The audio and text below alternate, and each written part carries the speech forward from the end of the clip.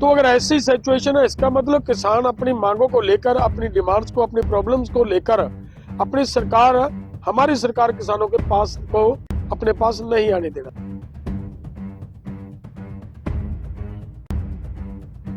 किसान प्रोटेस्ट कर रहे हैं, ये नहीं है कि किसान केवल भारत के अंदर ही प्रोटेस्ट कर रहे हैं, पूरी दुनिया के अंदर किसान आंदोलन कर रहे हैं।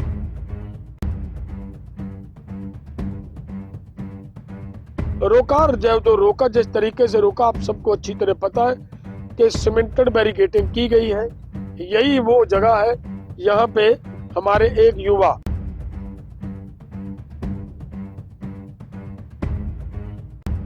किसान भाइयों, राम राम, सत श्री अकाल, वाहिगुरु जी का खालसा, वाहिगुरु जी की फतेह।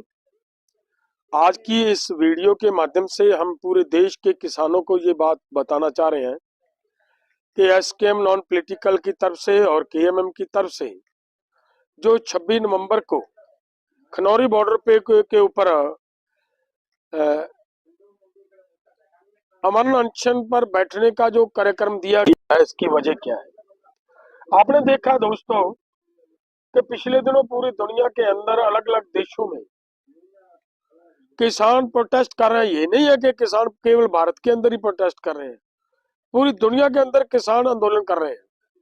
और हर कंट्री के अंदर किसान ट्रैक्टरों के ऊपर प्रोटेस्ट करते हैं, वहां अलग अलग जगह पे वो आंदोलन करते हैं, कहीं पे तो अपनी राजधानी के पास अंदर भी जाते हैं।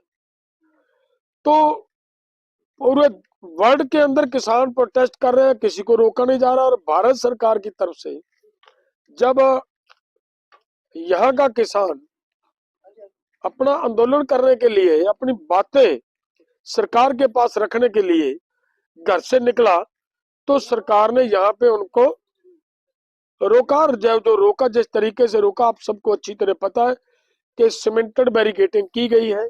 यही वो जगह है, यहाँ पे हमारे एक युवा शुभकर्ण को गोली मारकर शहीद कर दिया गया था हरियाणा पुलिस की तरफ से।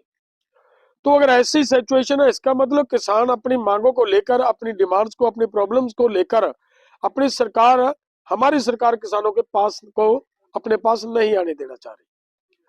तो फिर कहाँ का जो सरकार, हमारे माननीय मुख्यमंत्री, प्रधानमंत्री जी हर बार ये कहते हैं कि दुनिया का सबसे बड़ा लोकतंत्र भारत है, और ये लोकतंत्र कहाँ हुआ जहां अपने देश के लोगों को ही प्रोटेस्ट करने का अधिकार ना दिया जाए।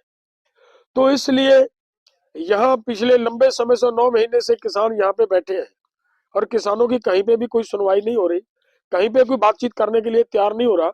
अगर नहीं हो रहा तो फिर किसानों को अपनी बात सरकार के तरफ के पास पहुंचाने के लिए सरकार बहरी हो चुकी है, जो उनके कानों तक ये बात ले जाने के लिए, और कुंभकर्ण की नींद सोई हुई सरकार को दोबारा उस नींद से जगाने के लिए यही एक शांतमय ढंग से आंदोलन करने का यही एक प्रयास, यही एक रास्ता बचता है।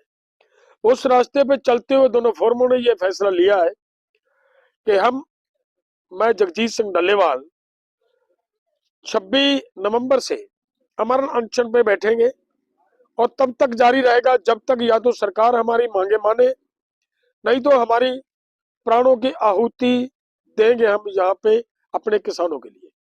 और उसके बाद सेकंड लैंड का लीडर भी इसके लिए तैयार है, वो भी बैठेगा, दूसरे के बाद तीसरा बैठेगा, तीसरे के बाद चौथा बैठेगा, ये काम चलता रहेगा।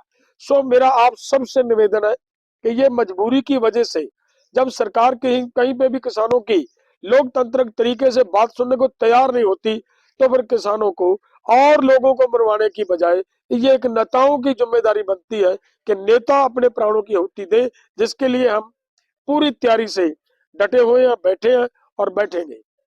सो ये हमारा जो आप सबको बताने का एक कारण था। आप सबसे निवेदन है कि 26 नवंबर को पूरे देश का किसान सभी राज्यों से अपनी अपनी समर्था के अनुसार सभी किसान यहाँ पे पहुंचे और इस आंदोलन को ताकत प्रदान करें। बहुत बहुत धन्यवाद। वाहिगुरु जी का खालसा, वाहिगुरु जी की फतेह।